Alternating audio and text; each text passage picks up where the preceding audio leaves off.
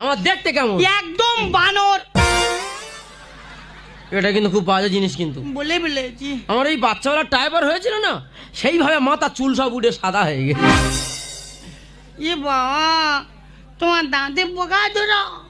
বাচ্চাবেলা প্রচুর হারে দুধ খেতাম না, সেইভাবে দাঁতে পোকা ধরেছে। তুমি আমার কাছ থেকে সরে যাও। কেন? তোমার গালে থেকে কি বৃষ্টির গন্ধ বেরোচ্ছে। খুব গন্ধ বেরোচ্ছে। তুমি দাঁত মাজো না? না, 1 বছর মাজিনি। কেন? ইচ্ছা করে মাজিনি। সকালে ওঠো গো, ব্রাশ করো গো, এক্সট্রা ঝামেলা, সময় পাই না। সময় হয় না? না। ও বাবা, আমার নো সময় হয় না। নো।